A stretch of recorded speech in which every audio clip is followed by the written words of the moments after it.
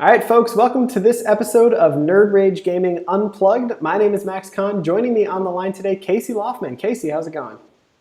Good, Max. How are you? I'm really good. So we've got a bunch of stuff coming from Nerd Rage Gaming the next couple of weeks, so we figured we'd take this time to let you guys know a little bit more about it.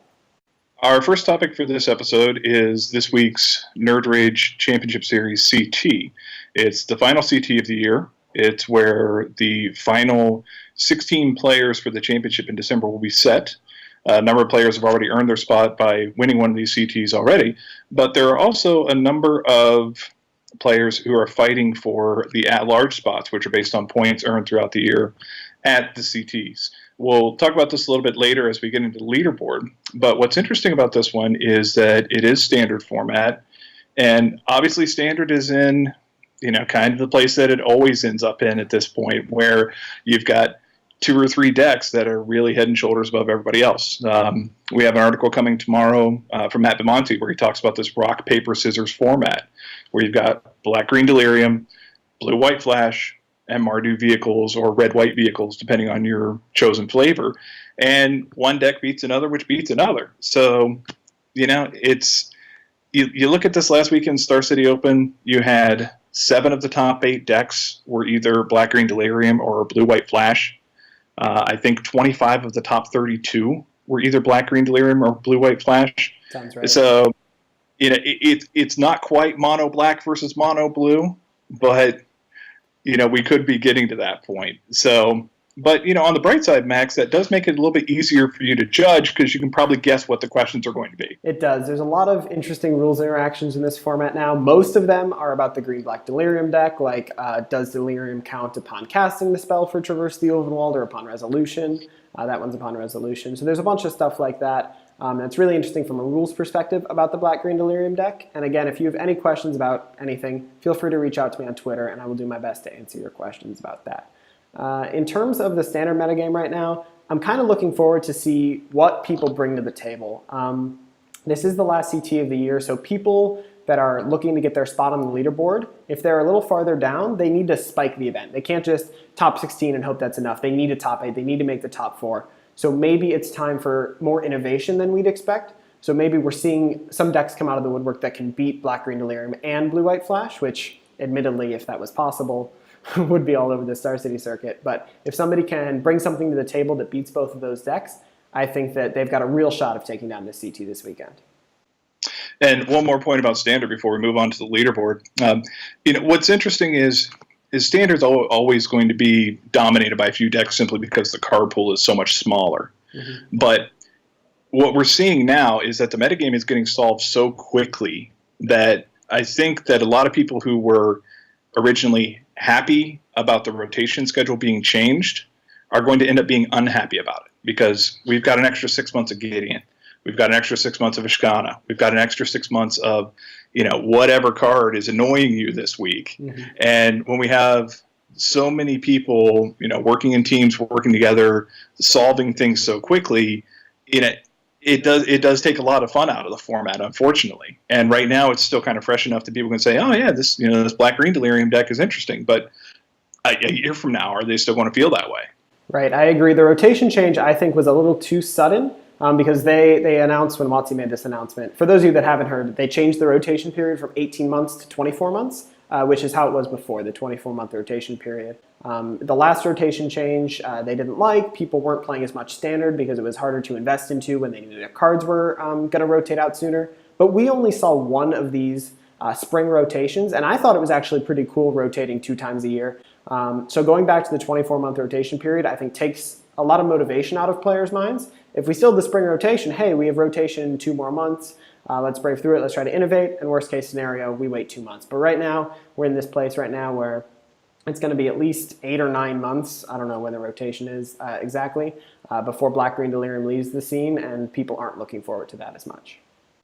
Right, and I wish they would have waited through one complete rotation cycle before making this change because, part of the problem with the last standard season, or I guess 2 standard seasons ago now, was you had fetch lands in the format. You had decks that were running, literally 12 fetch lands or, sometimes even more. And that obviously is going to drive the cost way up. You had cards like Jace, I don't want to say, false scarcity or anything like that, but you had a lot of cards that really were kind of driving the prices and keeping people from investing anyway. Yeah. So I don't know how much I buy this argument that, well, people weren't really willing to invest in Standard because things are going to rotate so quickly. All right, well, regardless about how you feel about Standard, make sure to check out the championship trial this Saturday. If you're not able to make it in person, we're going to be broadcasting the top 8 on twitch.tv/NerdRageGamingLive. So be sure to tune in. Right now, we're going to transition. We're going to move on to a look at the championship event leaderboard. So this weekend is going to be critical for the 16 players that are currently on the leaderboard trying to earn their spot into the championship. So let's take a look at what this leaderboard is. So right now, after the October CT, there's one CT left. We have Will Hockman at 37 points. He just has it locked. No matter what happens this weekend, Will is guaranteed a spot in the championship. And I know he's really excited about that. He's almost guaranteed first seed. If Matt Hoey comes in second, he would tie him and then it'd come down to tiebreakers. And I haven't looked at that exactly. But Will Hockman is almost guaranteed the first leaderboard spot going into the weekend. Well, it's going to be really interesting about this, and please don't take this the wrong way. There's going to be an awful lot of sort of mental horse trading going on this weekend. Between people who have already won one of these and have locked their spot in, or people who are pretty confident that they're going to make it in, and they're fighting against people who are a little bit lower down or a little bit below the cut. An awful lot of this. So what do I do here to maximize the chances of somebody that I don't want making it make it, or what do I do to maximize the chances of someone that I do want to make it make it? Now, obviously, that doesn't mean asking someone, hey, can you scoop to me? I'll give you something, or anything like that. But it's going to be interesting to see some of the interpersonal relationships come into play here, as they always do at things like this. I agree. Normally at these CTs, especially in the last few months as the points race has been heating up, you'll see two players that, hey, they know they're dead for top 8, but they're going to draw and guarantee themselves top 16. And that's something that's very unlikely to happen this weekend, because the players are trying to get as many points as possible, because they don't know if the person below them in the leaderboard gets into top 8, they get 6, 8, 10 points, or even automatically qualify for the event. So they don't want to give that opportunity up. They want to try to play and win to get as many points as possible. Mm-hmm.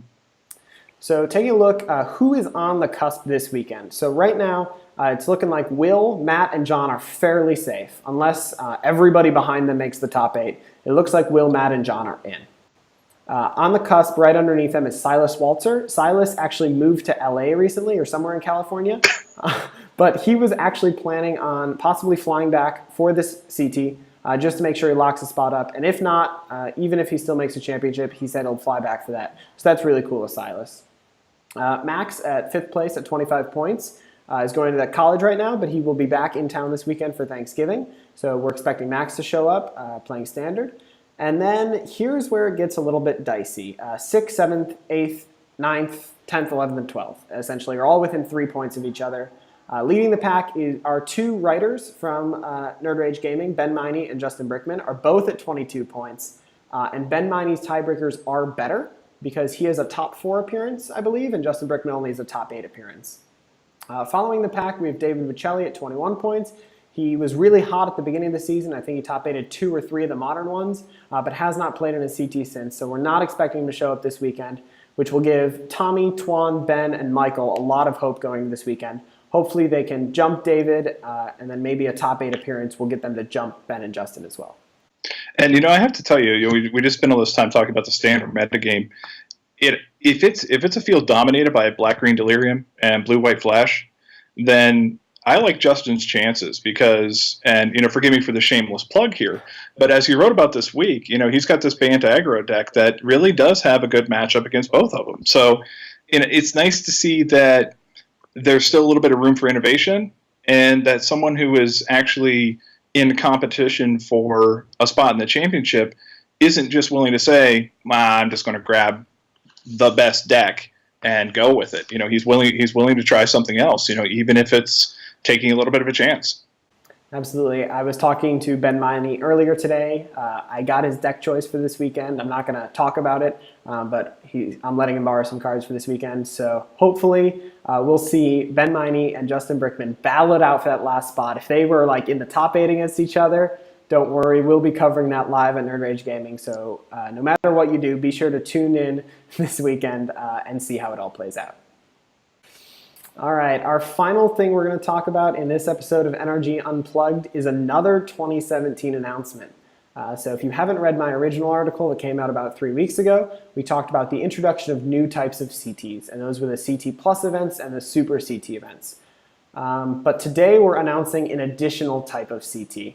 All right, so over the last year, we've had standard, modern, and legacy championship trials. And while people were really excited about the diversity of the format, the legacy players get to play more legacy, but the standard players that don't have access to the older cards still got to play in their format, people were disappointed about the lack of one format. Introducing in 2017, the Nerd Rage Gaming Team Championship Trial. Now I'm going to let that sink in for a minute. Team Championship Trial. So let's break it down.